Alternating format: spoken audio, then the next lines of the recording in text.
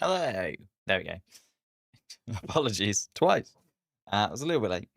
And also set the stream for the wrong time initially. So that doesn't help.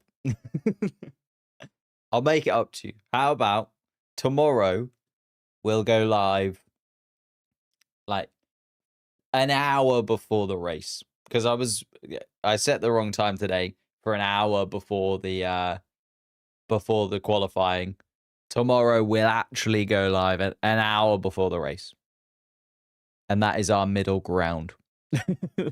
That is our coming to an agreement and therefore a perfectly middle ground. 3 hours from now. I'll go live 3 hours from now to build up to the Grand Prix, which is tomorrow. I understand. I'll do it. That is fine.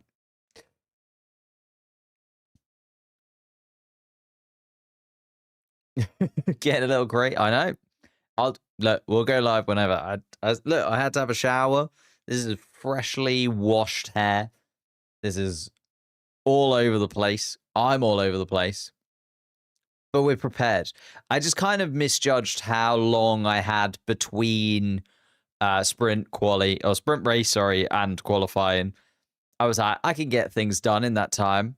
Made some dinner, kind of had a shower, thought I'll get on with some other bits and pieces. Then realized midway through eating dinner, I'd set the wrong thing. It was all a little chaotic, but we're there. We're there now. I haven't done my hair, so I'm going to keep looking at it throughout just to be like, what a mess. What a mess that is. But I'm a mess. But we're here now.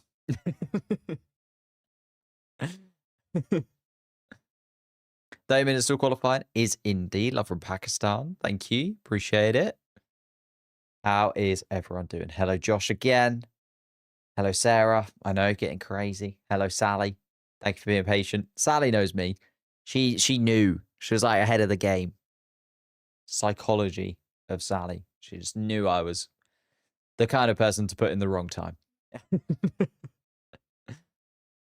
Max is helpless, do you think? Should we look at the Drivers' Championship now? I have updated it. Did it after qualifying. Shall we have a little gander? Max Verstappen, 371. Drops 3 points behind Oscar Piastri now. Remember, they were level going into this weekend. That 3-point jump thanks to Oscar Piastri winning the sprint race. Lando Norris also claims 6 points. So Max Verstappen dropping to 25 points behind the championship lead rather than the 24 that he came into the weekend with. Love your videos. Thank you so much. And thank you for subscribing. We're trying to hit 150,000 subscribers before the end of the year. In terms of the sprint, it wasn't a barnstormer. If you haven't watched it and you're like, well, maybe I'll catch the highlights later. Not a lot happened, to be honest with you. There wasn't too much going on. But a slight change in terms of the drivers' standings and in terms of the constructor standings coming away from the sprint race. As I say, Max Verstappen now 25 points behind, Piastri 22 points behind. So Piastri gaining 2 points on Lando Norris.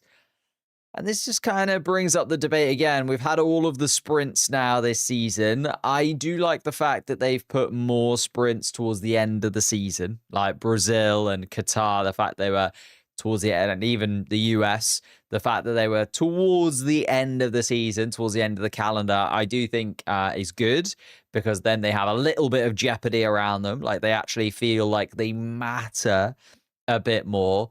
Whereas the sprints that we had in the first half of the season, okay, they were entertaining moments, but even the drivers, I don't think, really care too much about them, because we just don't know what 2 points, 3 points is going to mean when it comes to the end of the season. I know it's weird to say, like, surely winning any Grand Prix or winning any sprint race should feel like as good of an achievement. And I suppose it does, like winning a Grand Prix does, but the points at this stage of the season just feel like they hold so much more power, right? They feel so much more because we know the context of what those points are going to get you. And now we've seen all the sprint races. Yeah, I think I like the positive of pushing them back towards the end of the season. I still don't think 8 points is enough. Or at least a 1 point swing to second place and a 2 point swing to third place is enough.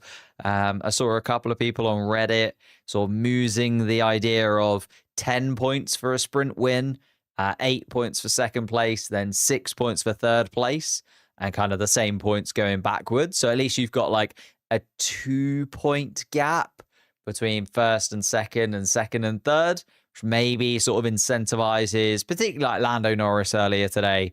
There was no incentive for Lando Norris to really chase after George Russell once the first couple of laps were done and dusted. And Verstappen then was then also left for dead. I know Verstappen certainly was incentivized to catch Lando Norris, but couldn't, right? So it's kind of that incentive versus, is it worth getting those points? Does it make that much of a difference? Say Austria, no reason behind it, just my feeling. Oh, as in like which sprint you like the most?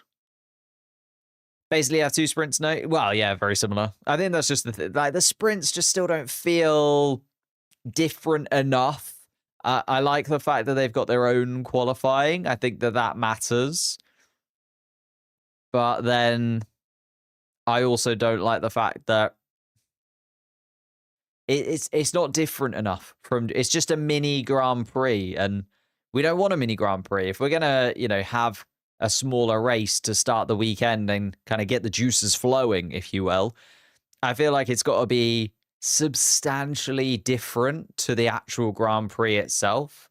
And there's got to be an incentive for the drivers to really battle and try and go for overtakes. Like, there's no reason for any of the drivers, unless you're literally like 6th, 7th, 8th, then maybe you're kind of worried about the guy who's in 9th place behind. But apart from that, like, the sprints just don't really do much. Sprint shouldn't be a thing. Just go back to pre-2021. I mean, that is the other argument, right? Just get rid of them entirely, swap them back out for, well, free practice sessions. But then there's the thing, like, would you watch a free practice session? Like, I very rarely actively watch a free practice session. A couple of people also in the chat talking about Qatar versus, other tracks on the calendar. Yeah, it is a MotoGP track. It does have that feeling, but the drivers really enjoy it. Like, George Russell was saying that it's one of the best tracks to drive across the calendar. It has there's advantages and disadvantages to every Formula One track. And yeah, you could argue Qatar maybe just doesn't have what a Formula One track needs. Like, especially these kind of Formula One cars, the DRS is not substantial. They get to open the DRS sort of 2/3 of the way down the main straight. Is that enough to really give them an advantage and go for an overtaking opportunity? Doesn't feel like it. We didn't see many overtakes in the sprint race at all. We saw Kimi Antonelli get past Fernando Alonso a little bit later on. I think that was the only substantial overtake that I can think of that was in sort of not in the first 2-3 laps, I would say. Most of the shaking and moving got done. Matt and Tommy were saying that Qatar should have alternate layouts, one that extends the main straight a bit.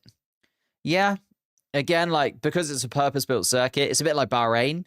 You could argue, like, Bahrain has 5 different layouts, I want to say. Maybe 4. No, I think 5. I think Bahrain has 5 different layouts that are grade 1 and could run a Formula One race.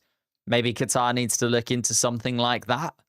Maybe, I don't know, taking out turn 15 and elongating the track along from sort of turn 13 down. So you just get a longer couple of straights. Maybe, because I quite like the first sector. Turn 1 is a bit loopy, I guess. So it's quite hard to make a lunging move because it's not a super slow speed corner. But I could understand that, actually. Like an alternate layout of some kind where they can just change. I don't think it would need much to change, you know what I mean? It's maybe a good point. P1 Matt and Tommy, they're good. They're big for a reason, you know?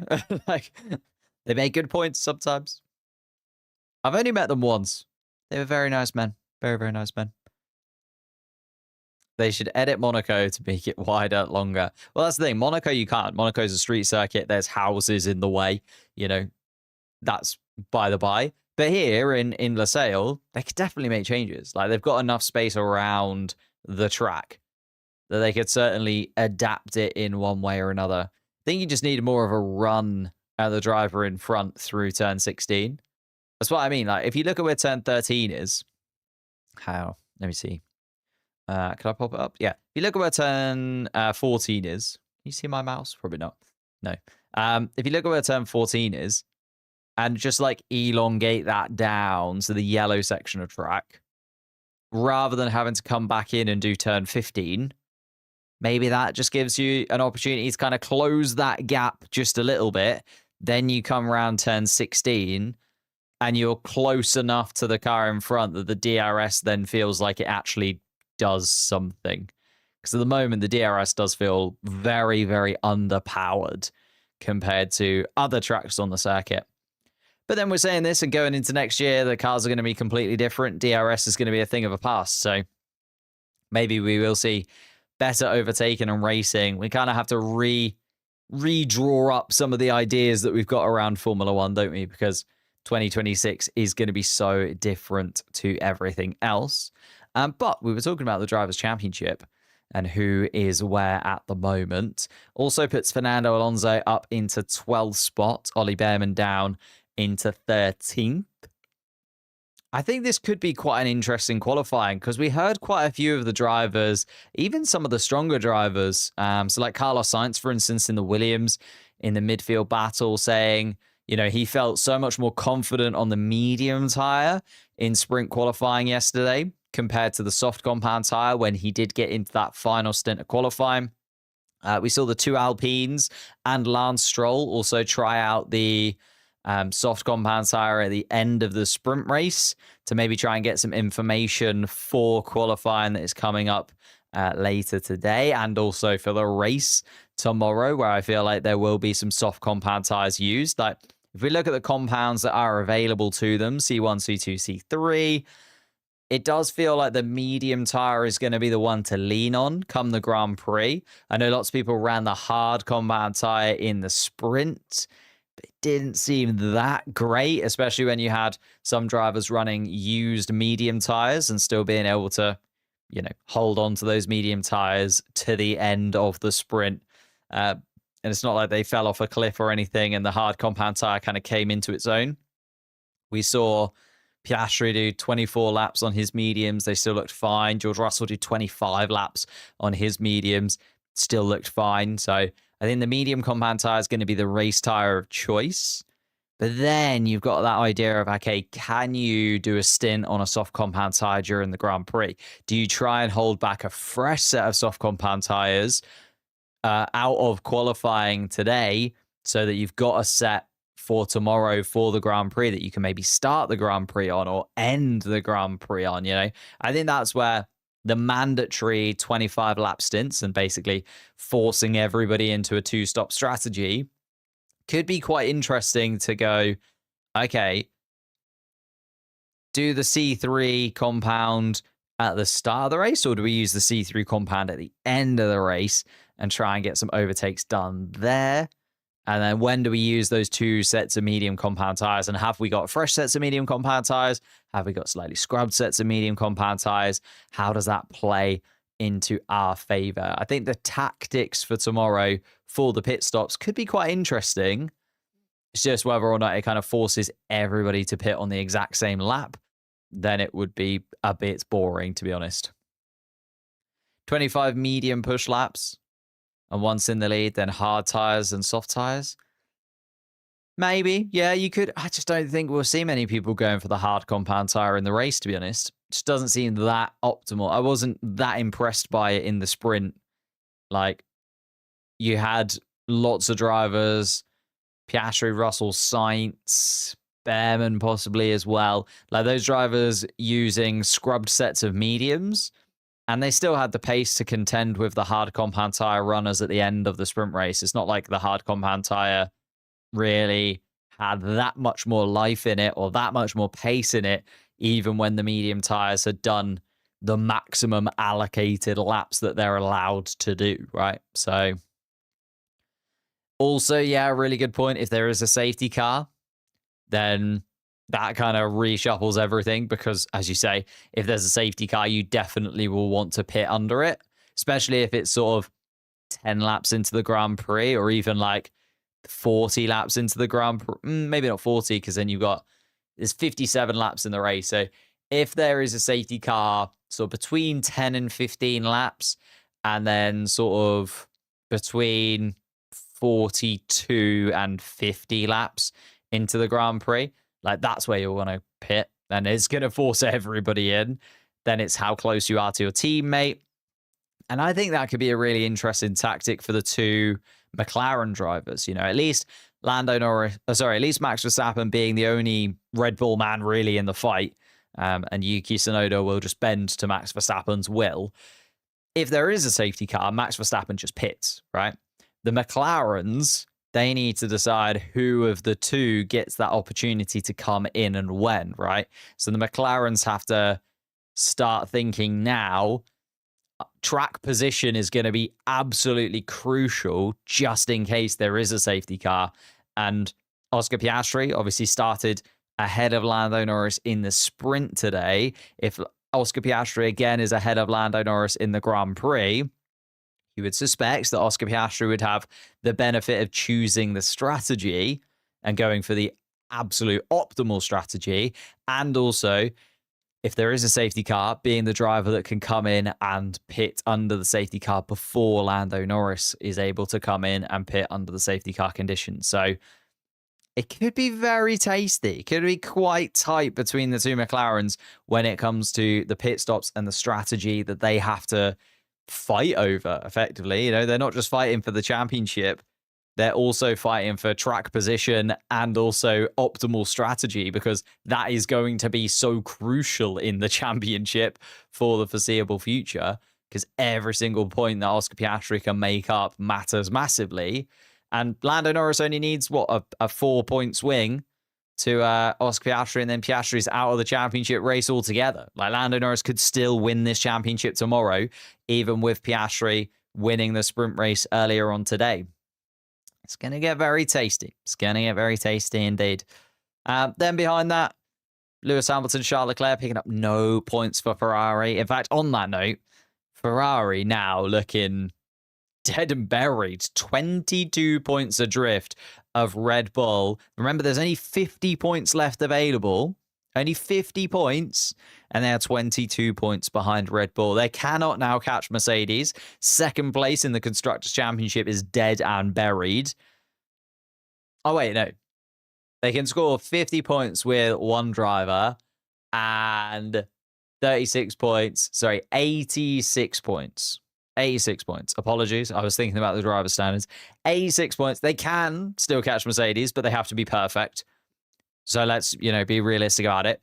They can't catch Mercedes in second place in the constructor standings.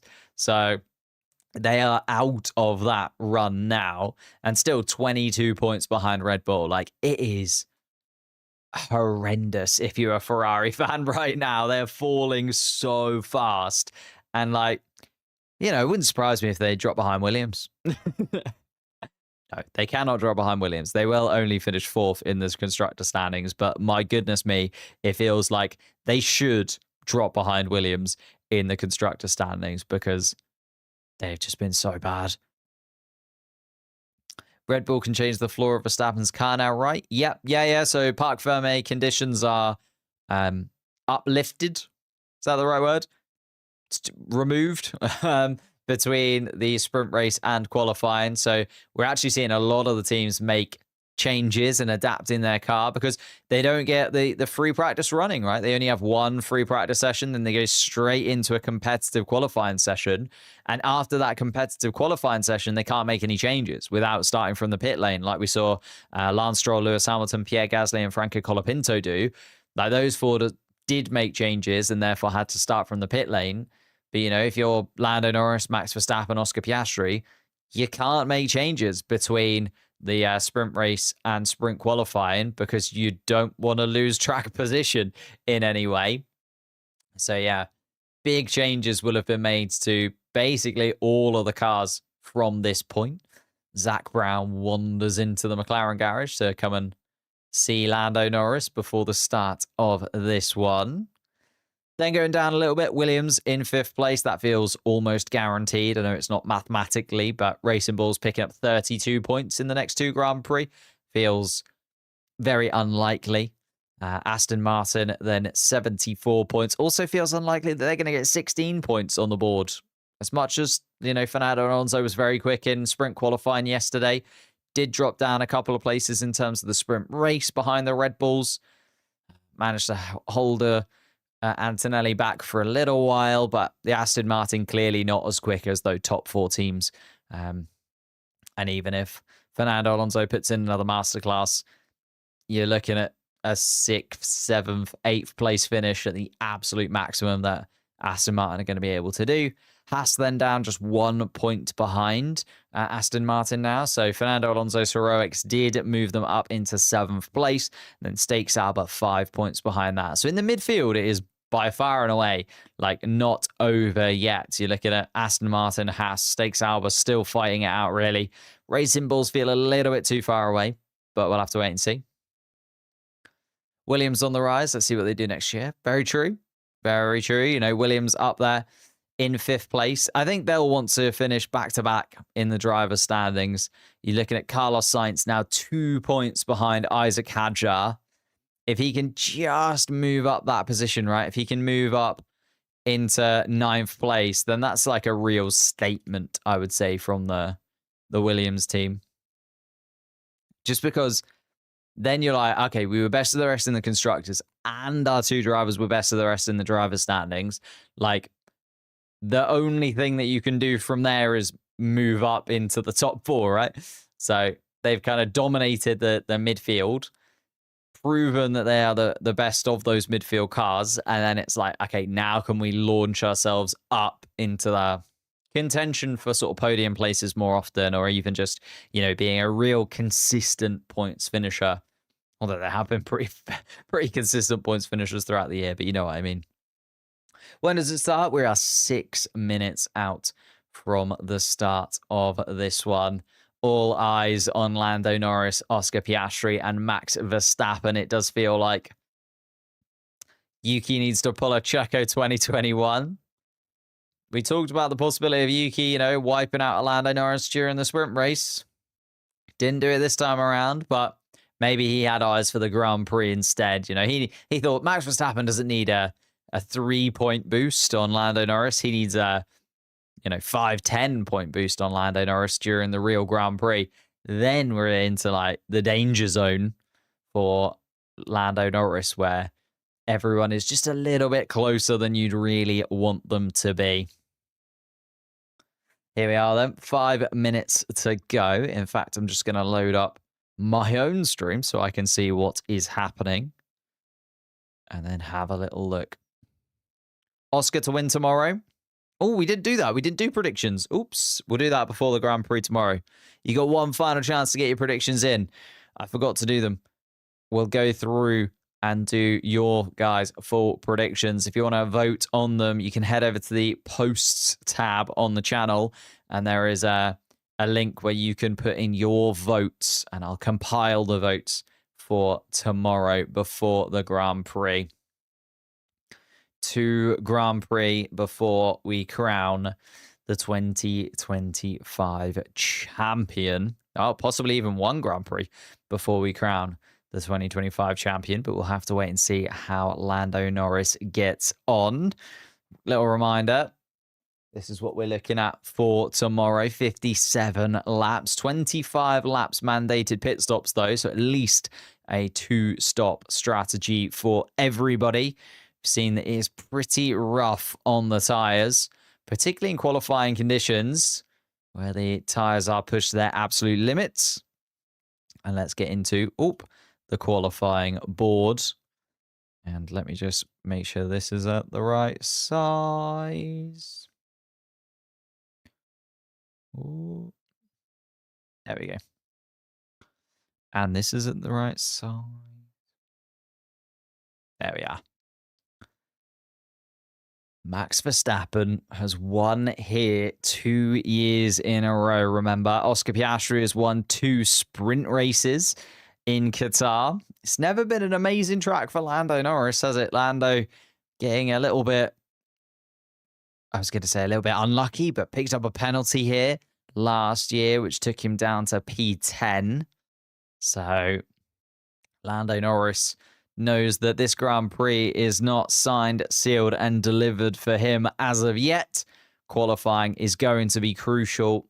He realized how tricky it was to overtake during the sprint race. Couldn't get close enough to the Mercedes of George Russell.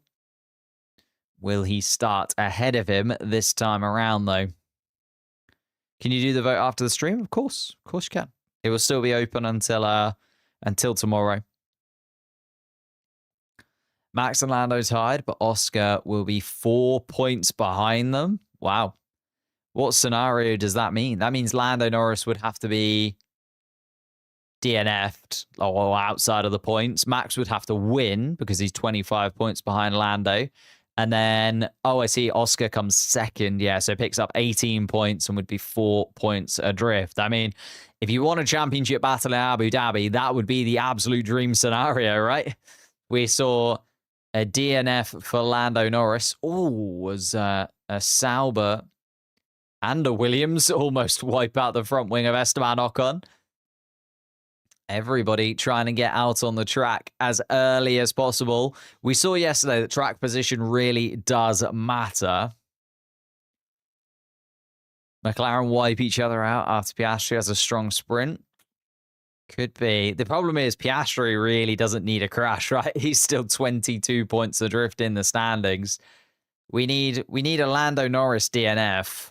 Like, not me, but I'd very much like to see Lando Norris just win the championship right now. But I feel for the neutral, and in terms of like making Abu Dhabi as crazy as possible, we do need a Lando Norris DNF and then a Max Verstappen win with Piastri in second place. That then puts them all within 4 points of one another going into the final round.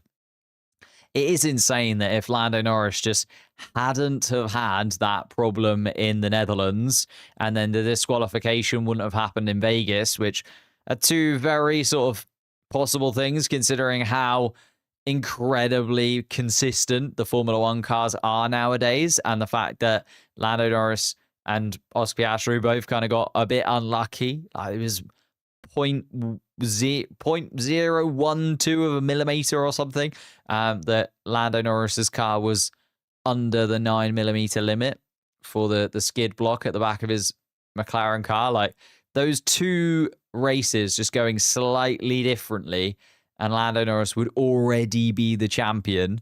But instead, we're looking at 3 drivers still going into the final 2 Grand Prix with a shot at a victory. Here we are then. 18 minutes on the clock. Carlos Sainz is going to be the first driver to get us underway. And he was very strong in sprint qualifying yesterday, but had that hesitation about the soft compound tyre. Said that maybe the soft compound tyre not quite as good as the medium compound tyre for the Williams car. Gonna have to use the softs in this one. It is a scrubbed set of softs for Carlos Sainz. Same for Alex Albon. Fresh sets of softs for Hülkenberg and Bortoleto. Of course, that's where you have a little bit of a disadvantage if you do get through to Q3 in the sprint. You'll have used a set of soft compound tyres where those drivers that dropped out in Q1 and Q2, they will have fresh sets. So you can see Hülkenberg, Behrman, Bortoleto, Ocon, Lawson coming out onto the track on new boots. Everybody else line astern in the pit lane. Lando Norris, though, still inside of the McLaren garage. Alex Albon already under investigation. What's he done now? Let's have a little look. Incident involving Alex Albon noted. No idea. Already under investigation, Alex Albon. Not really sure what for. Don't usually have one of those pop up this early on. No track limits violations as of yet, but we saw a lot of track limits violations during the sprint race, didn't we? Even penalties being given to Yuki Tsunoda and Kimi Antonelli for track limits violations. So wouldn't surprise me if we see some lap times deleted as we run through these qualifying sessions. Carlos Sainz, though, crossed the start-finish line, round the first couple of corners, and is going to set the first flying lap time of the afternoon. Alex Albon, his teammate behind.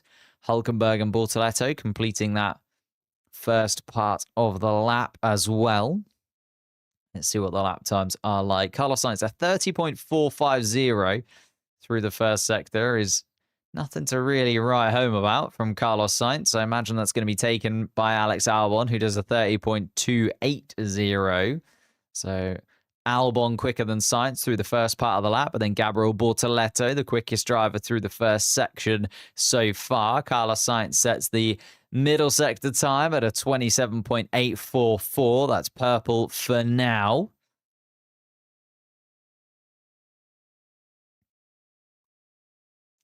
And then we have Carlos Sainz coming around the final corner. Let's see what his lap time is like. Of course, Oscar Piastri setting a new lap record here yesterday. And Carlos Sainz not anywhere near it. A 122.354 from the Spaniard. Ollie Behrman just coming around in his Haas car. Liam Lawson is now the quickest man through the first sector. We haven't seen any of the real big boys come out swinging yet, though. Lando Norris now out on track. Kimi Antonelli and George Russell behind, coming through the middle sector, and Piastri just entering turn 6. Ollie Behrman goes quickest of anybody through the middle part of the lap in his Haas car, though. And is he going to go to the top of the timing sheets as he crosses the line? He is indeed. And Ollie Behrman, a 121.644. Carlos Sainz down to 4th, Albon 5th. And, there is a track limits violation for Alex Albon. Alex Albon really in the mix. An investigation underway and a track limits violation. So that is a lap time deleted for the Williams car as Isaac Hadjar then takes top spot for now by 2.5 tenths of a second to Ollie Behrman. Only 7 drivers with official lap times completed. Fernando Alonso is flying. He's gone quickest of anybody through the first and second sectors until Max Verstappen just came through the first part of the lap and took that purple sector off of him. Max Verstappen looking very quick indeed. Very tidy first sector, a 29.7 from the Dutchman. Charles Leclerc comes across the line, is only 4th fastest and beaten by the 2 Red Bull powered cars in Hadjar and Lawson. Lawson, who he spent so much time battling with in the sprint race to no avail. Fernando Alonso, though, goes to the top. First driver into the 120s for today. Max Verstappen, a little bit slower than Alonso through the second sector. But Verstappen now just making his way through, and Verstappen not very happy at the Williams of Carlos Sainz as he hoped the Williams would get out of the way a little bit earlier on, and Verstappen actually 0.004 of a second slower than Fernando Alonso for now. He drops into second place. Antonelli and Russell going for a second warm-up lap on their soft compound tyres as Yuki Tsunoda comes into slot behind his teammate. Russell then on his first full flying lap, actually behind Kimi Antonelli. So Antonelli is going to be the first Mercedes car across the start-finish line. And Antonelli comes across the line to go 4th fastest. Here comes George Russell. He's going to be followed up by Oscar Piastri. Lando Norris was only 6th fastest. George Russell goes to the top of the standings for now. Here comes Oscar Piastri, who was quickest of anybody through the middle sector. Can Piastri take the top? For now, he does indeed by a couple of tenths of a second. A 120.7 for Oscar Piastri. Lando Norris down in 8th position for now. There's Franco Colapinto kicking some gravel and dust onto the track. A lot of the drivers not very happy about the amount of gravel that when they do run wide, it kicks up onto the racetrack. So we see Charles Leclerc Also throwing up some dust of his own. It was Alex Albon, and that's where Alex Albon's lap time was deleted. He found his tyres going through the dusty stuff. Albon going back at it again. Franco Colapinto down in 20th position for now. Here comes Alex Albon, goes 12th fastest, moves himself out of that bottom 5. Franco Colapinto has made his way back into the pits. So it is Gasly, Ocon, Stroll, Hamilton, the 4 drivers that have set a flying lap time and are just too slow at the moment. Fernando Alonso has just gone quickest of anybody again in the first part of the lap. So the Aston Martin clearly still sticking to its pace. And Lance Stroll is only 4 thousandths of a second quicker than Esteban Ocon. So Stroll not quite having the same joy inside of the Aston Martin car as his teammate Fernando Alonso. Although Alonso goes slightly slower in the middle part of the lap than he did last time he completed that part of the circuit. Piastri is the time to beat. Lance Stroll moves himself up into 9th place for now, ahead of Isaac Hadjar, but below Gabriel Bortoleto. Here comes Fernando Alonso. Can he improve on 3rd fastest? He can. He goes 2nd fastest and above George Russell, but is still a 10th and a half shy of Oscar Piastri's maximum time so far. Here comes Charles Leclerc to start a flying lap in the Scuderia, currently down in 16th place. So this needs to be a pretty good lap from Charles. Still 10 minutes on the clock for this session, so more than enough time for the Ferraris to come back in again if needed. But Leclerc and Hamilton both down in the bottom 5 at this moment in time.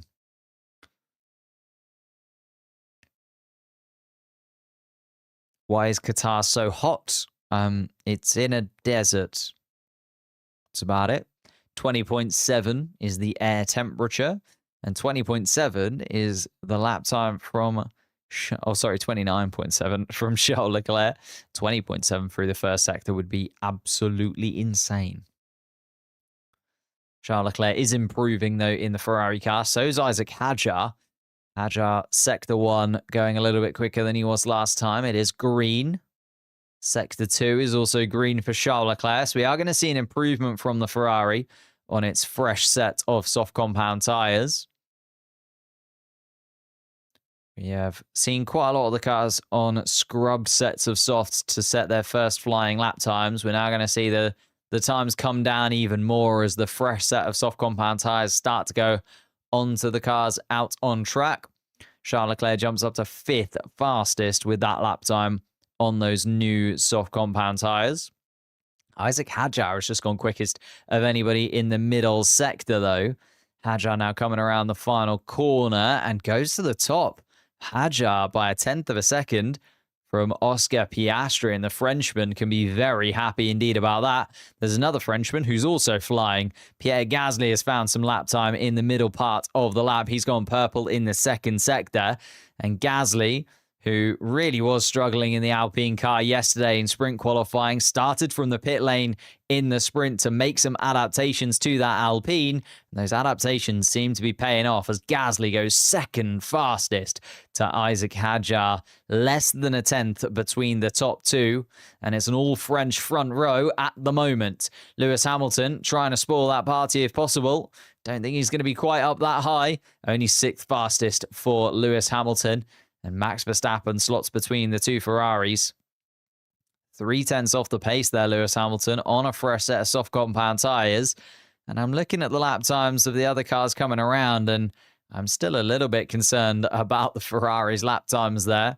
Don't think they're guaranteed to get themselves through to Q2 with that kind of pace, because we're now seeing the likes of Lawson, Behrman, Tsunoda, Antonelli coming back onto the track. Lando Norris down in 15th at the moment. Those guys aren't going to stay there for long. They are going to improve on their lap times because they've got those fresh, soft tyres strapped to their cars. And we're seeing that even the Alpine has found some pace between sprint qualifying and the full Grand Prix qualifying. Hulkenberg, Albon, Sainz, Ocon, and Colapinto, the bottom 5 at the moment, as we see Max Verstappen a tenth of a second down on Isaac Hadjar through the middle part of the lap, despite being purple in the first sector. Verstappen really pushing that Red Bull, though, it has to be said. Tsunoda, 0.3 of a second shy of Isaac Hadjar as he comes through the middle part of the lap as well. And Verstappen does go fastest. It's a purple final sector from Verstappen, which does the business for him. Tsunoda following behind. Let's see how Tsunoda's time comes together as he comes around the final couple of corners. Tsunoda across the line. It's 10th fastest from the Japanese driver. It is nowhere near as quick as he was in sprint qualifying yesterday. Lando Norris has just set the fastest middle sector of anybody so far this afternoon. And Lando Norris looking to get himself out of that bottom 5 now. He's dropped into 16th place. Call that 17th as Carlos Sainz comes across the line to go 5th fastest. Lando Norris, a little bit of pressure on him here to not make any mistakes, and he does not. He goes 3.5 tenths of a second quicker than Verstappen at the top of the timing sheets for now. That is a sublime lap from Lando Norris, and he has answered the questions. Lando Norris looking very tidy indeed, especially as Oscar Piastri comes across the line and still just less than a tenth of a second shy of his teammate's lap time. Kimi Antonelli was quickest of anybody in the first sector and goes up to 4th fastest of anybody. That has pushed Yuki Tsunoda down into 16th place, by the way, as Esteban Ocon comes across the line, can't get himself out of that bottom 5. Can Ollie Behrman in the Haas? Yes, he can. He goes 7th fastest. Does Ollie Behrman, just finding a lot more pace than his teammate at the moment. George Russell is down in 11th place. Hamilton 12th. Charles Leclerc in 15th. Keeping an eye on the usual candidates for Q3. Not guaranteed to get through to Q2 here. All need to improve on their lap times. Lawson, Tsunoda, Ocon, Stroll, Colapinto need to improve the most, though. George Russell coming around the final corner for Mercedes. Needs to lift himself above 11th and does indeed. Puts himself 3rd in the standings for now. And he still says that steering is feeling funny.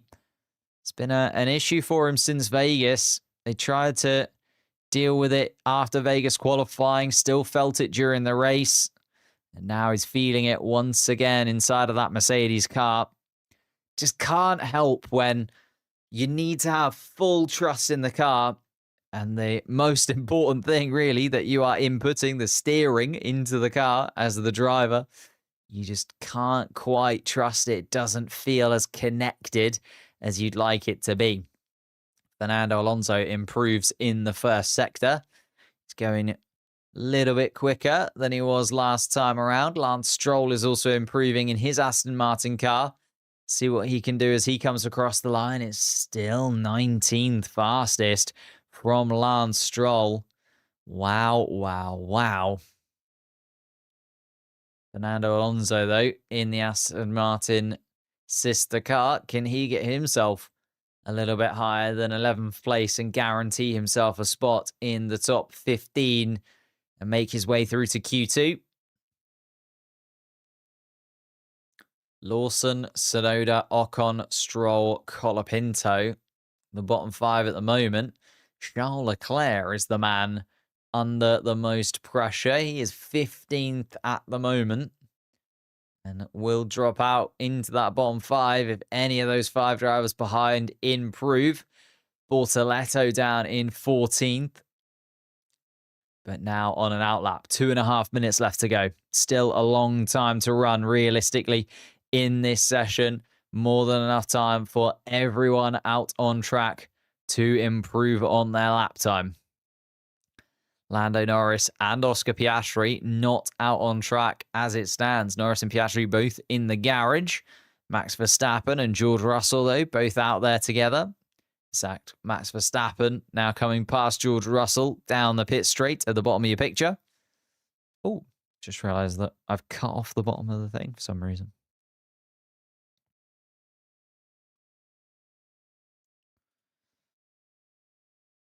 Just sort the track map out. Don't know how I did that. There we go. Do-do-do-do-do.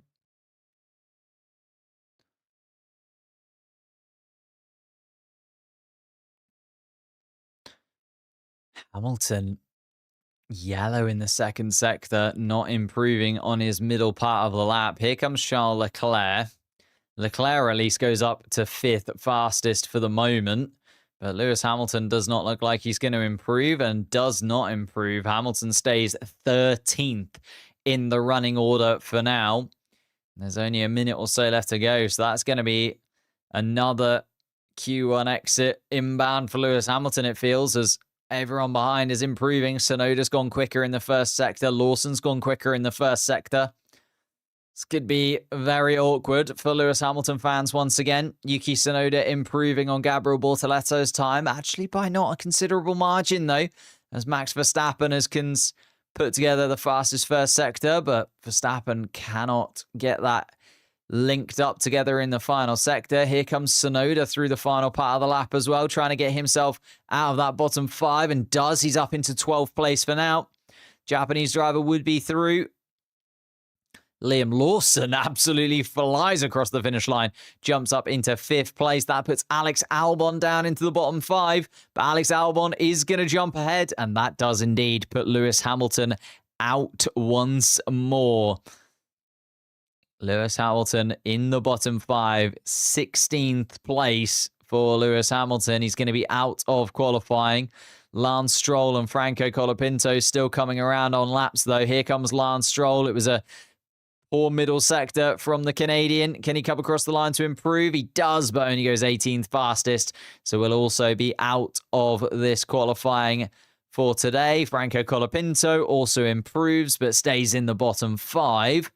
Esteban Ocon is improving through the first and second sectors. So is Gabriel Bortoletto.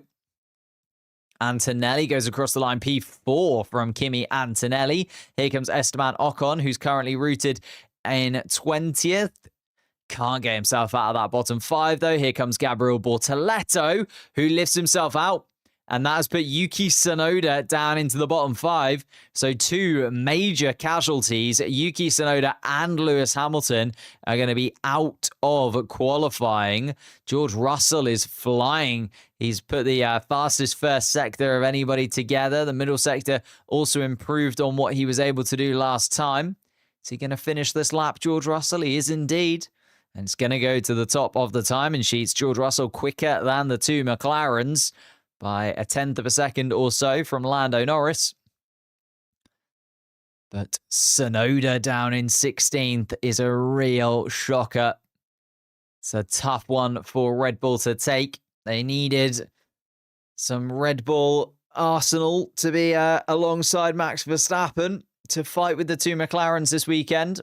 Tsunoda was there during sprint qualifying. Could not hook up that lap on the soft compound tyres. Esteban Ocon is also out in 17th place. Hamilton in 18th once more. Lance Stroll 19th and Franco Colapinto 20th place. So they are our bottom 5, ladies and gentlemen.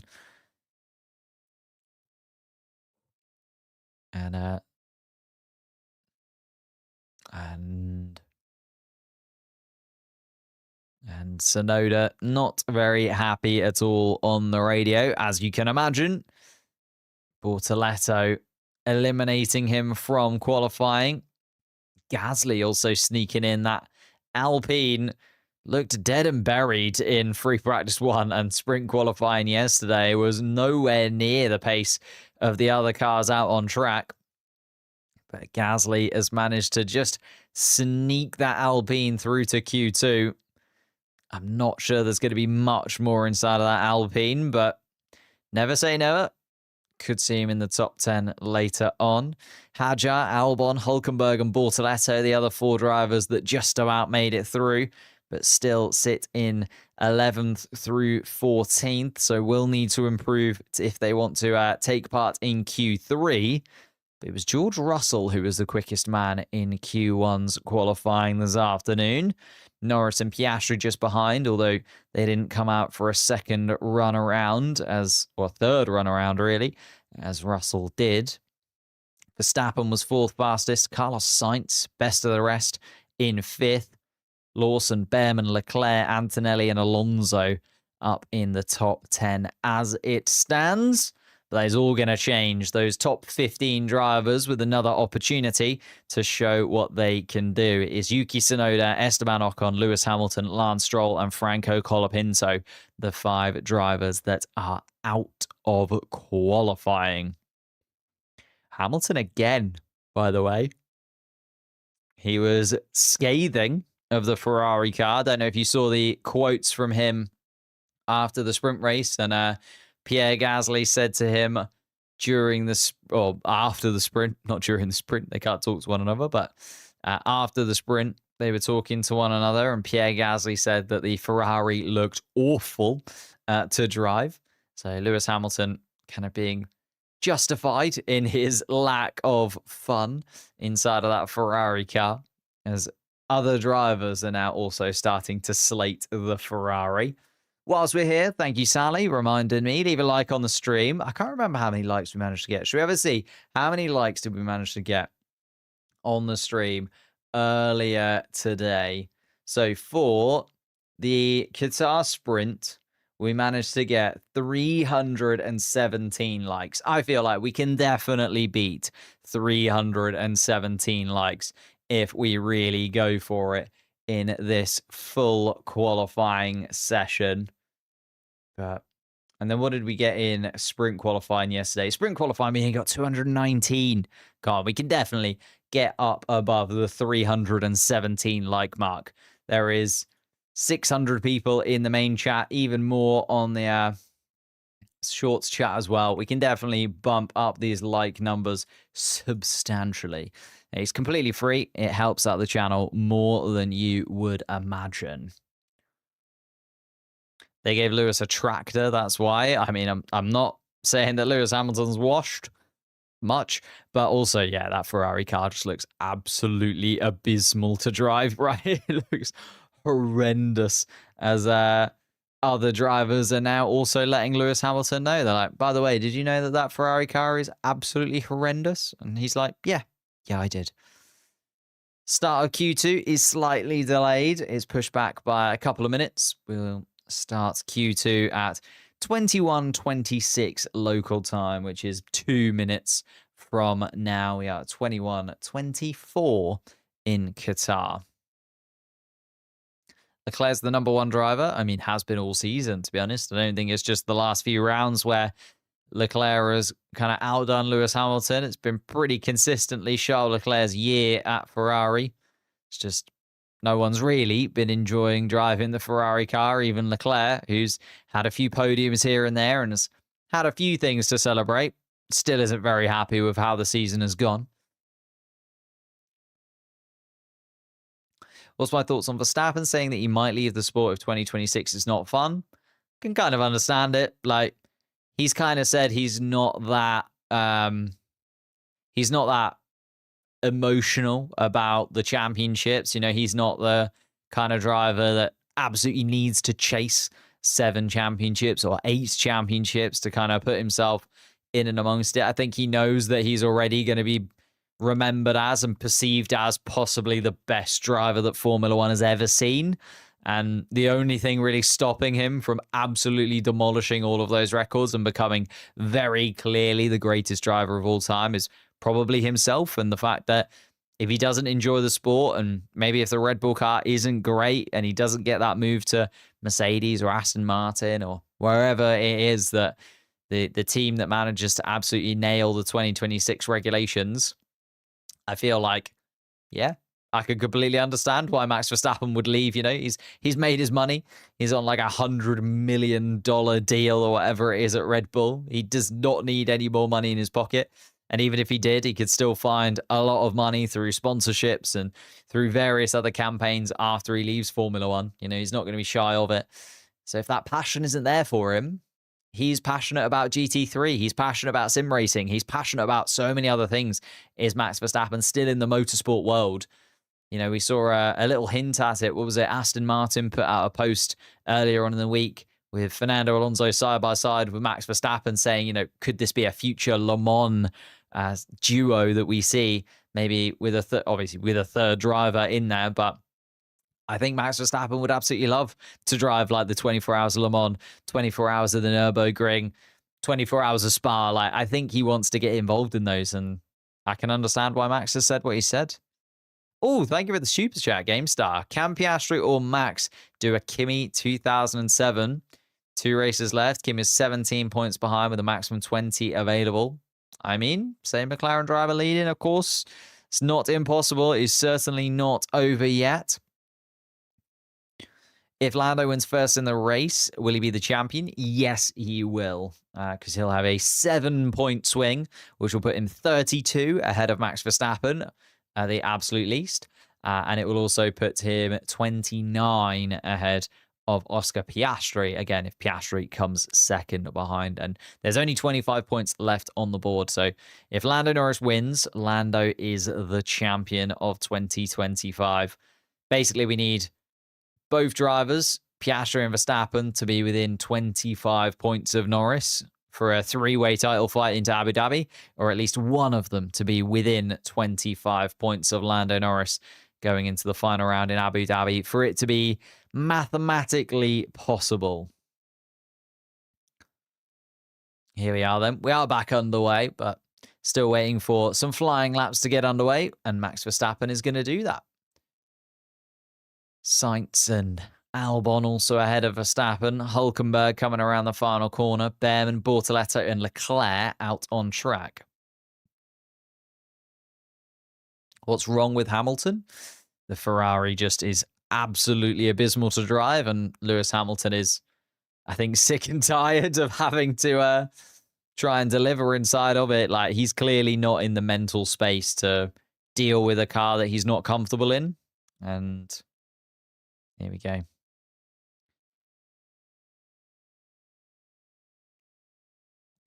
Trying to impress this girl who's into Formula One.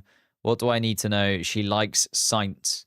Just grow your hair out into sort of a luscious Spanish style. And that's all you need. Carlos Sainz is 80% about the hair, I think. He's an incredibly good-looking man, but I think if he was bald, it takes a good few points off of him. It's something about the hair with Carlos Sainz, isn't it?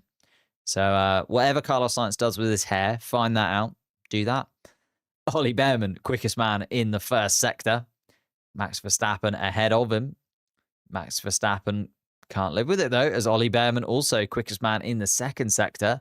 In fact, I think Max Verstappen might have aborted this lap, so he also moves out of the way of Ollie Behrman. He's coming around. Albon and Sainz ran back into the garages, so clearly neither Williams car happy with it at the moment. Here comes Ollie Behrman then to be the first man to set a flying lap time. Oh no, sorry, Nico Hülkenberg did. Apologies, I missed Hülkenberg ahead. Hülkenberg a 120.7, Behrman a 120.4 though. So Behrman does go to the top. Bortoleto comes across the line a 121 dead. And Max Verstappen did indeed abort that flying lap. Charles Leclerc didn't abort his though. Still 3.5 tenths of a second of Ollie Behrman. It's a little bit of an awkward one for Charles Leclerc. Max Verstappen coming around the middle part of the lap once again. He is fastest in the first sector. So Max Verstappen going for a flying lap this time and looking quickest of anybody so far. His championship rivals, Piastri and Norris, have just come out of the pit lane. Fernando Alonso also joining the track. Verstappen just trying to get his way past Nico Hülkenberg. Hülkenberg has done his flying lap. Behrman the same. Liam Lawson is behind them. Charles Leclerc making his way back to the pits. Alex Albon is back out on track for Williams. Max Verstappen was indeed quickest of anybody through the middle part of the lap. And then Verstappen around the final corner is going to go to the top of the timing sheets. It's just by how much, and it's by nearly 0.3 of a second. Verstappen a 120.142. Oh, another super chat. Thank you so much, GameStar. Max aims to be Kimi 2007. May end up like Alonso 2012. I don't know, though. Alonso was That was really, really devastating in 2012.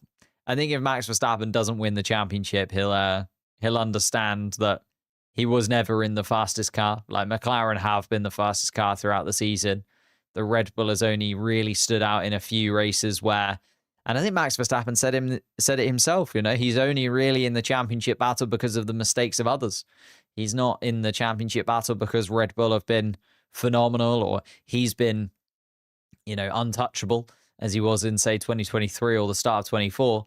I think it's more so been that Norris and Piastri have both thrown away points moderately consistently throughout the season. McLaren have stumbled over themselves and caused themselves headaches with pit stops and radio messages. And Max Verstappen has just kind of capitalized on the fact that both of the McLarens have had their troubles. Oscar Piastri, no trouble through the first part of the lap, though. Purple so far, 29.236 from Oscar Piastri in the first sector. Let's see if Lando Norris can match that as he comes through the first part of the lap. It's just a little bit off his teammate.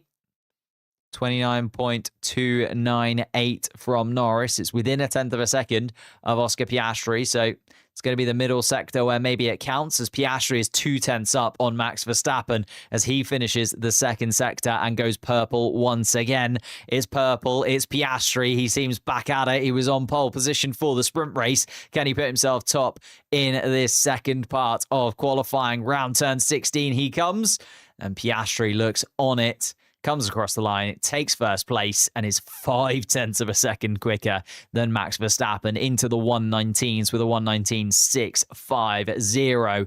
Lando Norris hasn't been able to live with his teammates' pace in Sector 1 and Sector 2. It's probably going to slot in just behind Oscar Piastri in terms of the lap times. No, is even adrift of Max Verstappen. I was expecting him to slot in between Piastri and Verstappen there, but Norris nearly 0.5 of a second slower than his teammate, and a track limits violation from Lando Norris. And now the pressure starts to ramp on the current championship leader. Lando Norris with 3 track limits violations now in qualifying so far. 7.5 minutes left to go on the clock, and Norris down in 14th place.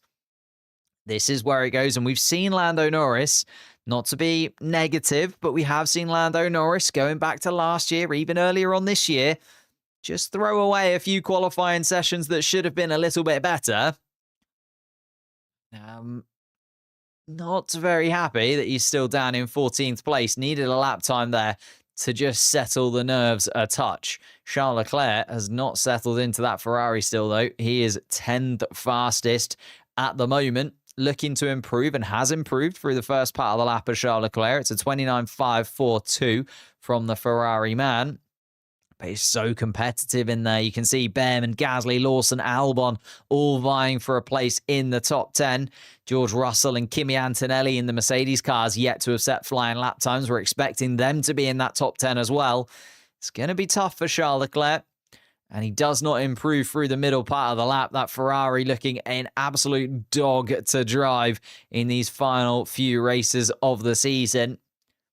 Charles Leclerc doing his best to at least drag Ferrari to some semblance of points. He comes across the line, stays 10th fastest. And here we go. Antonelli across the line, slams Charles Leclerc into that bottom 5. Antonelli comes across the line 8th fastest. Oh, and it was the tiniest of margins now looking back at it for Lando Norris. The white line is the white line, though. And Norris's lap time deleted. Here comes George Russell on a flying lap. We know that Mercedes like to do a couple of laps before they set their flying lap on these tyres here in Qatar, as the dust is exposed across the track. George Russell runs his way through it. Must have been Ollie Behrman ahead of him, who went for a little bit of a run through the dusty stuff, as George Russell goes 3rd fastest of anybody and actually puts Kimi Antonelli in a little bit of trouble, as Antonelli now 9th, Lawson 10th and in the pits. Albon down in 11th place as Nico Hülkenberg comes across the line to put Liam Lawson down into that bottom 5. So it is now Lawson, Albon, Bortoleto, Leclerc, and Norris in that bottom 5 places. Max Verstappen is not improving through the middle part of the lap. Verstappen still 2nd fastest to Oscar Piastri is going to improve on his lap time, I think, here, Verstappen, because the first sector was a little bit better. Final sector not quite hooked up for him yet. Comes around turn 16. And let's go see where he is. Still 0.3 of a second off Piastri. Does improve his own time by a tenth and a half or so. But Piastri still the man to beat here. And Piastri was actually on a slightly scrubbed set of soft compound tyres. So looks like everything coming up Millhouse at the moment. If you're an Oscar Piastri fan, Charles Leclerc was the driver who lost it a little bit through turn 6. And did he dip a tile in the gravel? Not quite, but did lose a couple of tenths of a second and fell to 14th place in the standings. Lando Norris is back out on track, but he has got one shot and one shot only, really, you would say, at this. And it's competitive. I know Lawson down there in 11th place is 9.5 tenths adrift of Oscar Piastri, but 9.5 tenths is not a lot in Formula One. Like 9.5 tenths. Well, he's a lot in qualifying, but to a normal human being, if I asked you for 9 tenths of a second of your time, I'd hope you'd say yes. It's not even a second. Oscar Piastri, though, leading the charge and back out on track as well. Behrman, Russell, Hülkenberg, and Bortoleto all kind of really weirdly positioned at the moment. Are they all making their way back into the pits, possibly? Hülkenberg and Bortoleto are. Behrman and Russell must be as well. I think their telemetry is just a little bit off. I was wondering why are they so close to one another and going so slowly down the pit straight. But yeah, they must be in the pit lane. Max Verstappen coming across the start-finish line. And, oh no, sorry, going back into the pits, Max Verstappen. So here comes Lando Norris. Keep your eyes peeled on the Briton. Hoping that, no, Behrman and Russell are just going really slowly down the pit straight. What on earth is happening there? As the Alpine of Gasly also comes out of the pits. And everyone moves out of the way of Lando Norris. Norris has Isaac Hadjar and Fernando Alonso up the road of him, but hopefully we'll only have to deal with one of those cars and not both. Here comes Lando Norris then through the first sector. The pressure is on the Briton. How is he going to deal with it? And it's a pretty slow first sector. Maybe just being a little bit hesitant. Lando Norris needing to get a lap time in. So slower first sector than he was able to do before. But I feel like Lando Norris just needs a lap time on the board, right? Doesn't need it to be phenomenal. Just needs it to be within top 10 range. And Norris then through the second part of the lap. Maybe this is where he's hooked it up, and it is where he's hooked it up. He's 0.2 of a second quicker than Kimi Antonelli's time, and purple through the middle sector is Lando Norris. Now has some space to run into. Fernando Alonso moves to the right-hand side of the track to give Lando Norris space to attack turn 16. Here comes Lando Norris then across the start-finish line, and it needs to be good. It is second fastest from Lando Norris, 2 tenths shy of his teammate, and more than enough, I feel, to get himself through into the final part of qualifying. Oscar Piastri is actually slightly slower than he was last time around in Sector 1 and Sector 2. Does not improve on his previous lap time, does Oscar Piastri. That's interesting. As Alex Albon is also not improving. Maybe just the track falling away from some of these drivers, the grip not being quite as grippy as it was before. Albon slower in the first sector. Alonso slower in the first sector than they have before been. Isaac Hadjar, the first driver I've seen to actually improve in the first sector. That green writing for Isaac Hadjar under Sector 1 means he's improved. Alex Albon continuing on. He's 13th fastest at the moment. Is Antonelli, Lawson, Bortoleto, and Leclerc. Currently the 5 drivers that need to improve. Alex Albon coming around the final sector. I don't think he's going to add too much to his lap time and doesn't improve. Albon stays 13th fastest and is going to be out of qualifying in his Williams car. Fernando Alonso looking to improve, currently 8th fastest. Kimi Antonelli improving considerably in the middle section of the lap. Fernando Alonso goes 5th fastest. Isaac Hadjar, though, coming across the line, goes 7th fastest as Isaac Hadjar. Hülkenberg, Behrman, and Gasly still behind him. Surely Kimi Antonelli is going to move himself out of that bottom 5 and into the top 10. Does indeed. Doesn't get himself out of the bottom 5, but also puts himself in the top 5. Antonelli 4th fastest. That puts Ollie Bearman down into the drop zone. George Russell improves, goes quicker than his teammate and goes 4th fastest. And the Mercedes cars side by side inside of the top 10 at the moment. Here comes Liam Lawson, doesn't get himself out of that bottom 5. Lawson and Bearman will be out of qualifying. Charles Leclerc then comes across the line 9th fastest. Hulkenberg and Bortoletto then still on laps. Lawson, Bearman and Albon are out. Here comes Nico Hulkenberg. Can't get it done. Charles Leclerc is safe and through to Q3. Can Gabriel Bortoletto get himself into the top 10? No, he's 14th fastest. Alex Albon drops to 15th. And that is the end of that for the 2 Stake Sauber cars for Liam Lawson, Ollie Bearman and Alex Albon. Ferrari breathe a huge sigh of relief. Charles Leclerc getting himself into the point-scoring places.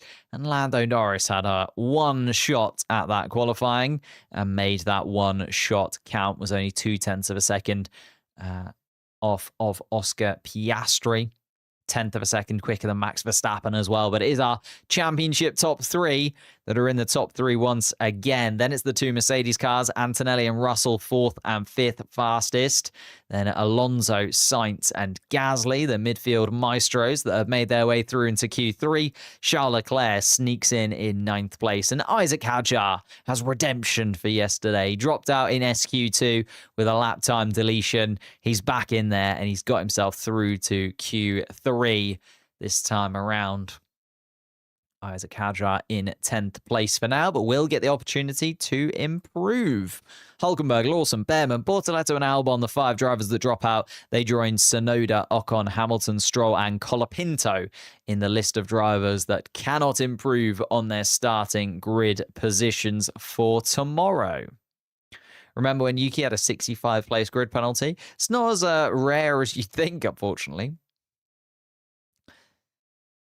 A lot of teams end up getting them.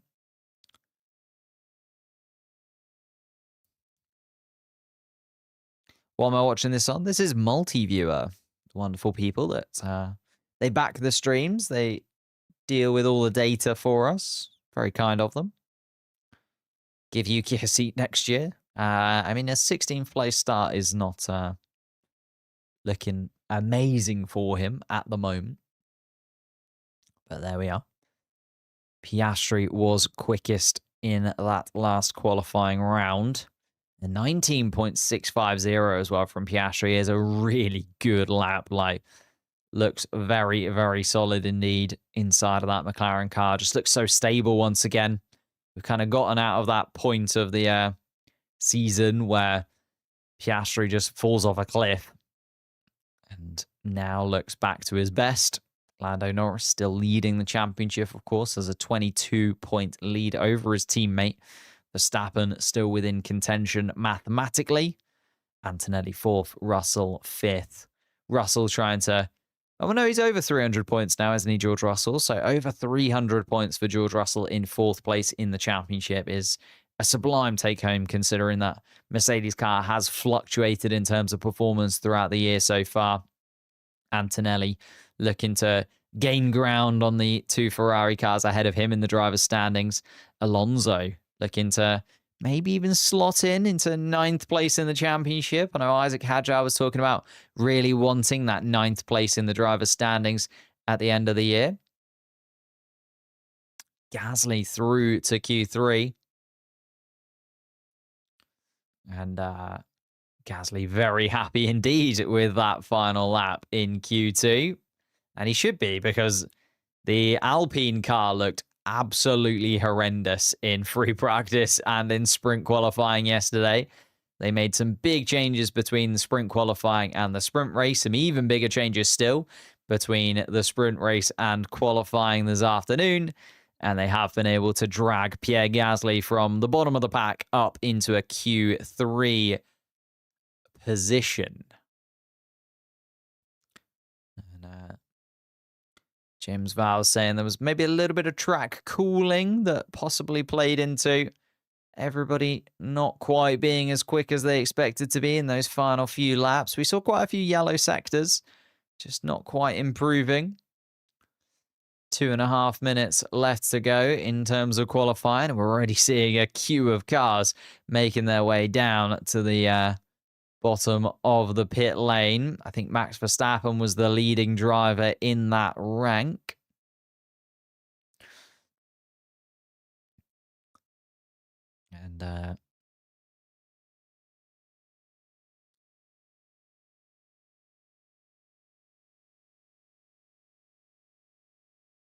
And James Vowles talking about turning the cars on and off in the pit lane whilst they are standing and waiting to go out. So Max Verstappen will have turned off his Red Bull car at the front of the pack. And then there's they've cut away from it. A McLaren just behind in the pit lane. Didn't quite manage to snag which of the two McLarens it was.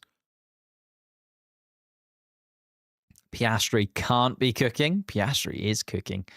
Yeah, led sprint qualifying yesterday, won the sprint race earlier on today, and was the quickest of the drivers in Q2, and was the quickest man of the day so far.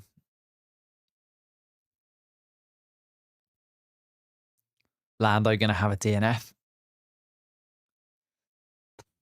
It would certainly spice up the championship, especially as Piastri could go into the final race of the season leading the championship. If Lando does DNF and Piastri wins this Grand Prix, all swings back in his favor once again. We saw Lando Norris take the lead of the championship post-Mexico, but Piastri had been leading it all the way from Saudi Arabia up until that point. Imagine if Piastri snags the lead of the championship once again with just one race to run. It would be 3 points between the two McLaren cars if that were the case. Max Verstappen also, depending on where he finishes, if Lando Norris were to DNF, would gain a substantial chunk of points, you would imagine, and be right within touching distance going into the final round of the season. We could leave a like on the video. That'd be absolutely amazing. Subscribe to the channel if you're new, as we are 30 seconds away from the final qualifying session of Qatar, the penultimate qualifying session of the season, and one that could be so substantial for that man there, Lando Norris, the number 4 McLaren car, looking for his first world championship, fighting with the number 4-time world champion, Max Verstappen. He is just ahead of him. Oscar Piastri, his teammate, also in the mix as well. It's going to get very tight. Green light is shown. Max Verstappen, first man out onto track. Lando Norris just behind him. Charles Leclerc joins the party too. George Russell wanting to get out early, and George Russell actually vying for position with Charles Leclerc. Does not give Charles Leclerc the usual room to run into. George Russell sitting right underneath the rear wing of the Ferrari. Isaac Hadjar comes out then. And here is Oscar Piastri, kind of in the little bit of a mix here, Oscar Piastri. Won't want to be too close to the back of Isaac Hadjar's Racing Bull car. Lando Norris also not giving Max Verstappen as much leeway as I would have expected. Although having said that, George Russell has been battling with Charles Leclerc through the first sector, and George Russell has overtaken the Ferrari car. Is Charles Leclerc going to have to slow down substantially then? That's not going to help Oscar Piastri in this, because Leclerc's going to have to slow down quite a lot, and then so is Isaac Hadjar seemingly, because he's going to want the space to the Ferrari as well. Piastri's got to take that into account. George Russell and Charles Leclerc, though, both still fighting through the middle part of the lap. Charles Leclerc not wanting to give up that track position to George Russell, but Russell already has taken it from him. Charles Leclerc still very close to the back of the Mercedes car. Surely this can't be helping either of them as they try and get themselves set up for a flying lap. Charles Leclerc finally drops backwards and allows George Russell a little bit of space ahead. Russell comes around the final corner. Max Verstappen is just attacking turn 1. Lando Norris just behind him. Let's see what these lap times are like then from the front runners. Verstappen, Norris, Russell, Leclerc now on flying laps. Hadjar just about to join them. Piastri giving the Frenchman some space as he comes towards turn 16, and round turn 16 he comes. Max Verstappen sets the standard through the first part of the lap and then slows down. Lando Norris takes the purple first sector. Max Verstappen has abandoned that lap. Must have been a mistake from the Dutchman. 35.4 is not a flying lap time from Max Verstappen. He's doing a double warm-up, it seems, is Max Verstappen. So Lando Norris going for it. Charles Leclerc has also passed George Russell again. So Russell doing a double warm-up as well. Maybe just some mind games going on. Why did he battle so hard to get in front of Charles Leclerc if he was just going to go for another warm-up lap? We'll have to wait and see. Lando Norris is quicker than Piastri through the first sector, though. Piastri is a 1/10 of a second shy of Lando Norris through the first part of the lap. Let's see what Piastri can do through the middle stint of this Lusail circuit. Turn 6, 7, 8, 9, 10, and 11 have to be attacked by Piastri as Lando Norris sets a 19.4, and that is very quick indeed. Couple of 10ths of a second quicker than Piastri's best time in Q2. Piastri has found, though, the fastest middle sector of anybody. It's a 26.967 from Oscar Piastri through the middle stint of the lap. George Russell and Charles Leclerc ahead of him. Needs to focus on turn 16, attack it with everything that he can. Down towards the line, DRS comes open, across the line he comes. Oh my goodness me, it is 0.04 of a second. 35 thousandths of a second between the two McLaren cars. Wow. That is substantially, just ridiculously close between the two McLarens.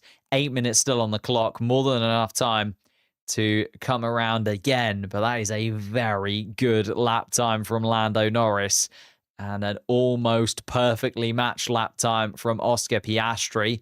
Max Verstappen is 3.5 tenths down on Lando Norris's time through the middle part of the lap, though. Hadjar and Gasly have set their lap times. Gasly 1.2 seconds off the pace. Must have been a mistake there from Gasly, surely, as Carlos Sainz then displaces the Frenchman from 4th spot. Here comes Verstappen. He's going to go 3rd fastest by the looks of things, and does by 4.5 tenths of a second, though, Max Verstappen. That is not as competitive as he needs it to be. He's going to stay in the hunt for the championship. George Russell coming around in 7th place at the moment. Although second warm-up lap, so it wasn't really a 7th place lap time. Here is his real lap time and actually displaces Max Verstappen from 4th spot. That'll make George Russell smile inside of his Mercedes helmet.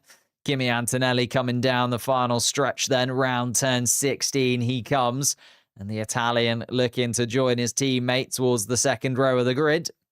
And his 6th fastest is Kimi Antonelli, so couldn't quite displace Isaac Hadjar from 5th. Was 6, nearly 7 tenths behind behind Lando Norris's lap time. Fernando Alonso was 7th fastest. Carlos Sainz 8th. Pierre Gasly 9th. And Charles Leclerc abandoned the lap time in the Ferrari. Oh, it was a big spin, actually, from Charles Leclerc that we're now seeing on the replay. No wonder he decided to give up on that lap time. Went super deep, did Charles Leclerc. And spun around, fighting that Ferrari car. Completely bottoms out by the looks of things. And, an unsafe release for Carlos Sainz has been noted. Was there something on his tyre there, it looks like, on Carlos Sainz's car? And there was a sticker from the floor that got stuck to Carlos Sainz's car. No wonder Carlos Sainz's lap time was nowhere near what we've expected from him. And it does eventually come off the tyre of Carlos Sainz's car, but kind of deposits itself near turn 3. That's a bit of a weird one. It's off the racing line, but still odd that a sticker has managed to, stick itself to Carlos Sainz's car. Lando Norris. Oh, and a red flag. A red flag. They've decided that actually they want to get rid of that sticker. So yeah, it's a piece of plastic that got stuck to Carlos Sainz's Pirelli tyre as he made his way out of the garage. And it is strewn across the track. Well, it's on the edge of the track, sort of just outside of where you try and enter turn 3. It's not on the racing line or anything like that, but they have decided to red flag the session for now. So everybody is going to have one more run at it then. 5 minutes and 27 seconds on the clock. That then stops. Anyone else's heart pounding? It is going to be a run to the line. Lando Norris leading the way at the moment. Oscar Piastri, 0.03 of a second adrift of his teammate. George Russell then 3.5 of Lando Norris's time in 3rd spot. Verstappen 4th, Hadjar 5th, Antonelli 6th, Alonso 7th, Carlos Sainz in 8th place, Gasly in 9th, and Charles Leclerc did not manage to set a lap time after losing control of his Ferrari car. Did manage to make it back to the pits though. It was a pirouette or two from Charles Leclerc.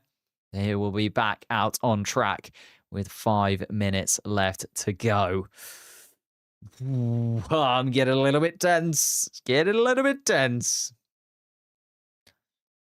They are going to move that little bit of plastic off the track. There are the marshals sprinting their way across. It's been a little bit of an awkward place, really. Turn 3 isn't very close to anything. Well, I mean, most of the track isn't really close to anything. It is a full racetrack. It's got a lot of runoff area. And we see that runoff area for the 3. Oh, no, that lady's just lost her Lego. Get it? It's dropped. It's lost. You'll lose it. It'll fall through the stands or something.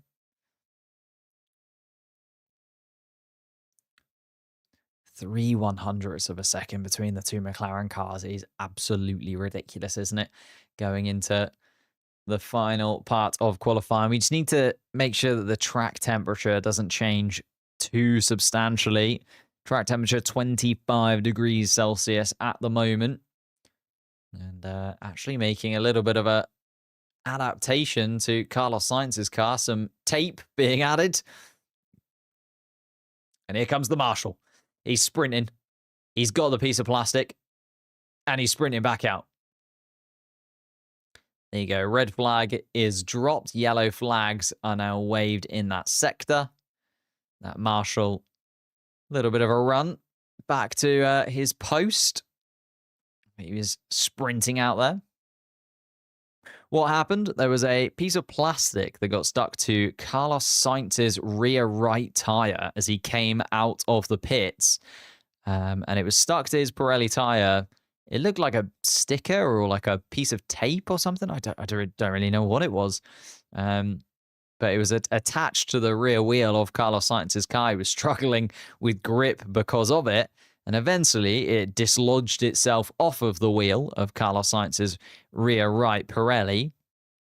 But it then sort of sat itself on the entrance to turn 3. So red flags were waved. They wanted to move that piece of plastic away from the racetrack before we got the final flying laps from the rest of the grid. I mean, they dropped the red flag quickly, and to be fair, they dropped the red flag with more than enough time left in the session for everybody to get another run at it. So I don't actually blame them too much for dropping that. We are going to get back underway, though, very soon. The time was said to be 8 o'clock local time. We are almost there now. Or sorry, 10 o'clock local time. And we are almost there now. We're a few seconds away from qualifying resuming. Quali is not over. It's not even close to over. We've got 5 minutes and 27 seconds of electrifying racing to come. The green light is shown. And now it is who blinks first.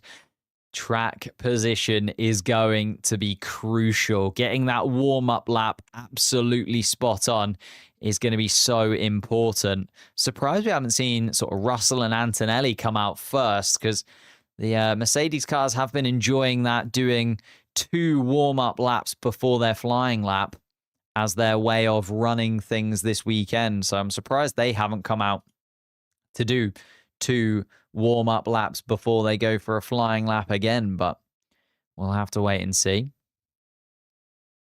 4 minutes, 40 seconds left on the clock then. Still nobody blinks. Everybody waiting for that perfect opportunity. Like the stream? Yeah, do like the stream. Actually, whilst we're here, we managed to get 317 likes on the stream earlier on this afternoon for the sprint race. So we need to beat 317. Like, it just has to be done. This is one of the best qualifying sessions that we're going to have all season. The drama of it, the two McLaren cars within 0.04 of a second of one another, but with one more shot to put themselves on top spot for tomorrow. Lando Norris with the chance to sign, seal, and deliver himself his first Drivers' World Championship. All he needs to do is beat his teammate Oscar Piastri by more than, 3 points now. So he needs a 4-point swing in his favour. He is ahead of Max Verstappen by 25 points in the championship. Max Verstappen would be unable to beat Lando Norris in the standings, even if he stays where he is. Lando Norris knows that Piastri is the closest rival at the moment, and George Russell is indeed the first driver out on track. Let's see if George Russell does 2 warm-up laps or not.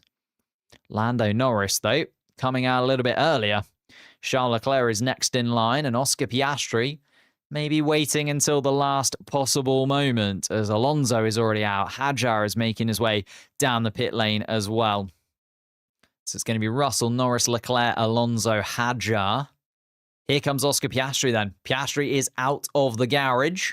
Lando Norris making his way around turn 5.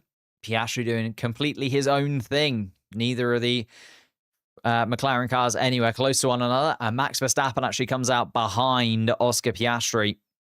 Gasly is between them by the looks of things on the graphics that I've got. Antonelli and Sainz still waiting in the midst. George Russell continuing on. Lando Norris behind. Lap times are set at the moment. Lando Norris leads Piastri, Russell, Verstappen behind. Hadjar best of the rest in 5th. Antonelli 6th. Alonso 7th. Sainz 8th. Gasly 9th. And Charles Leclerc 10th. But everyone has got one opportunity to improve on that position. Okay. It's getting tense. George Russell is indeed coming around turn 16 and doesn't look to be on a flying lap. So George Russell is going to go for another warm-up lap.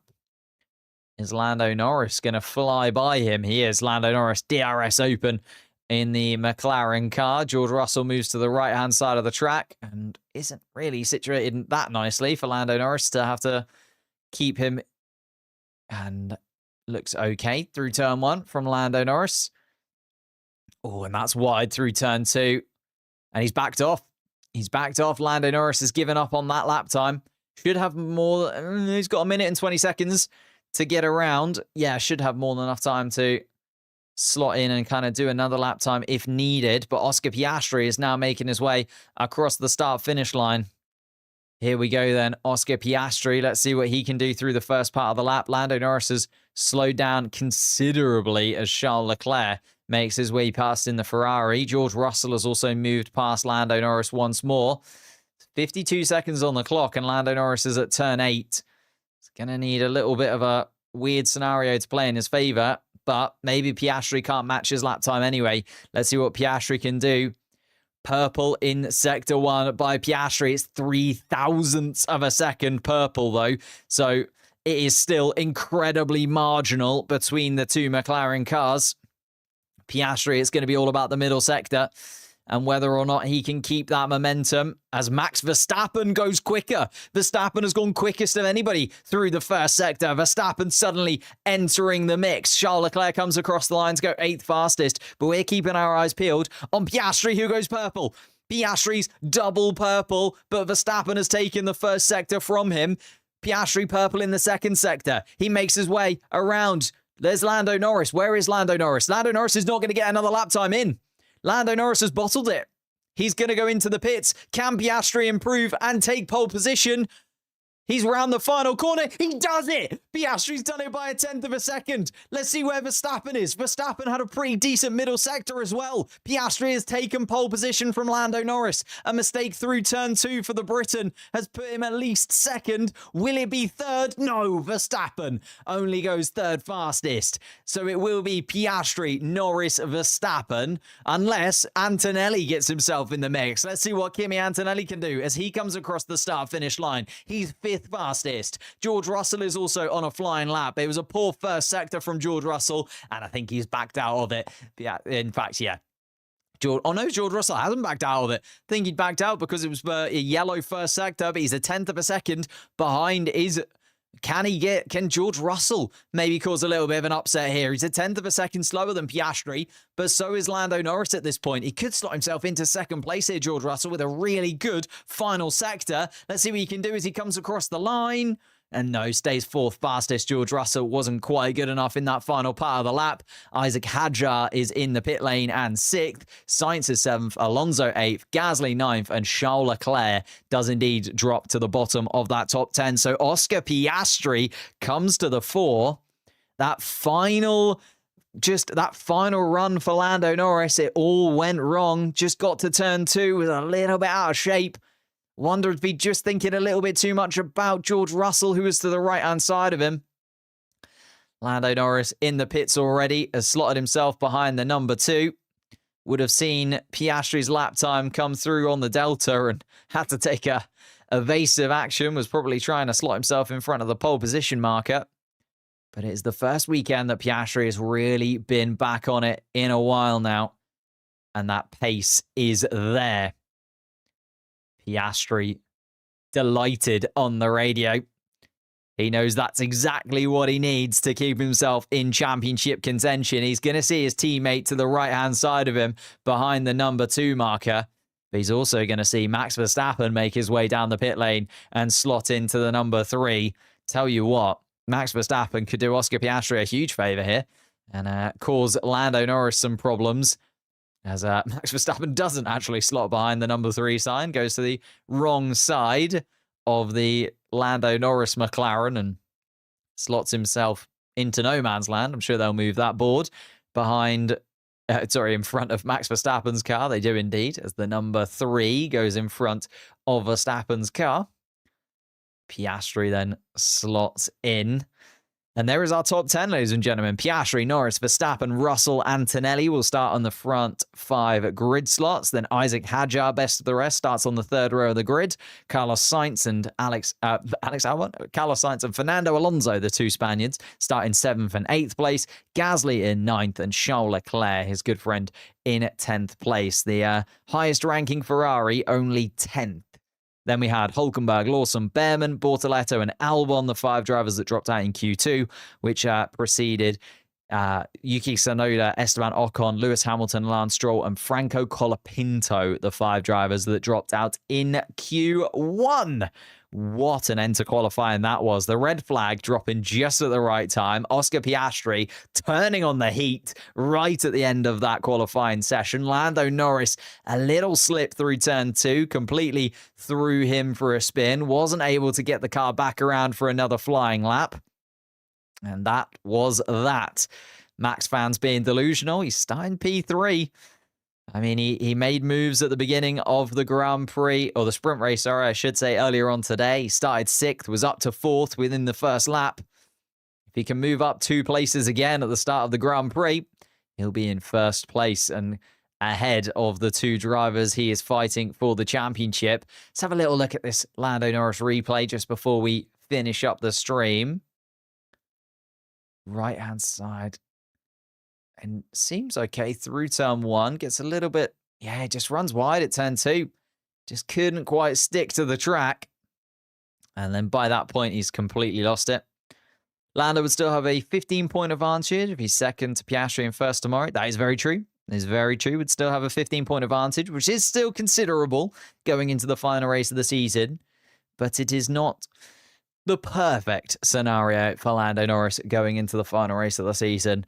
It could have been Lando Norris picking up his first Drivers' Championship and having it done with 1 race left to go. It does feel like it's going to go all the way to Abu Dhabi, though, doesn't it? Piastri seems back on it again. We saw how tricky it was to overtake here in Qatar, but then we've got the play of the fact that tomorrow they've got to do 2 stops. If Piastri is the lead in McLaren, he'll be able to go on to the better strategy. Verstappen will also have the better strategy at Red Bull, so maybe that plays against Lando Norris, and Norris ends up losing a position to Verstappen. Like, it could all play. Just ridiculous things could happen. You need to make sure that you subscribe to the channel so that you don't miss it tomorrow. We're going to be live for the Grand Prix, and as a little thank you, we're going to be live an hour before the Grand Prix to talk through all of the possible scenarios for tomorrow so that you are ready and raring to go for the Qatar Grand Prix.